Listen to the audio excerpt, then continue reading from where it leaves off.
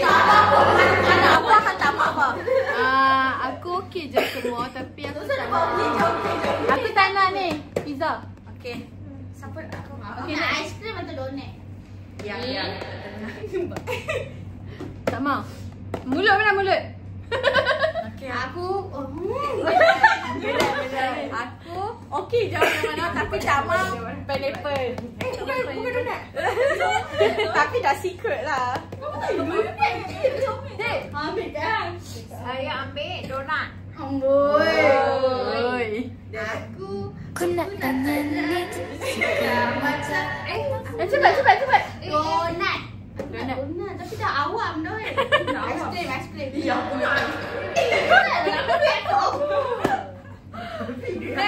Next, cepat. Aku nak aiskrim tu. Dia nak aiskrim. Farah. Tera dah aku. A few moments later. Ada yang ni. Nak apa? Nak watermelon. Farah nak watermelon. Okay. Aku nak. Ada tak lagi? Aku nak. Aku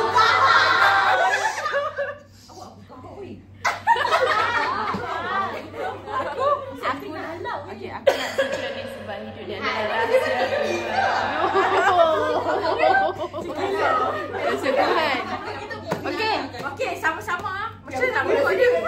Secret tu dah bagi kita. 1 hour later. Weh, hang tak tengok kat TikTok secret tu apa? Secret dia macam apple. Macam bentuk apple. Tadi kan cari.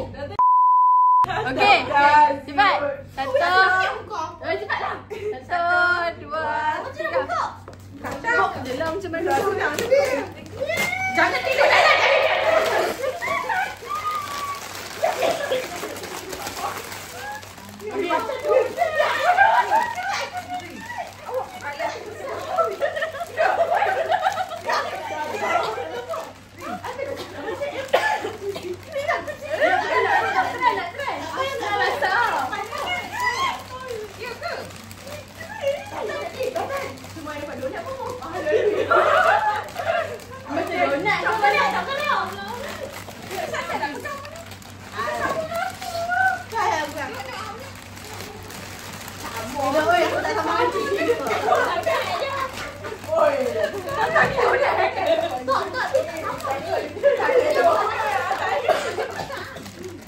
Dia punya donat. Aku rasa. Aku sayang donat. Sebab kepala dia besar. Aku rasa macam mana. Okey. Satu. Ya, cepat. Satu, dua, tiga.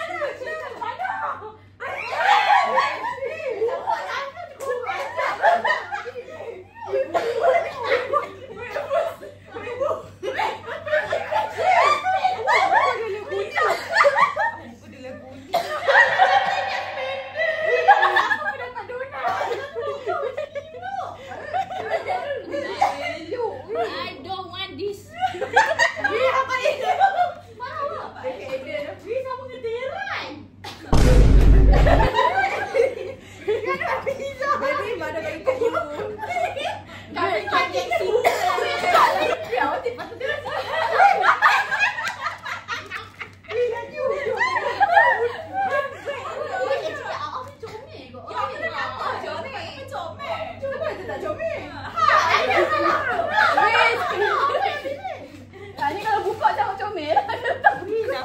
Benda tak buka semua. Donat lagi comel weh. Ada.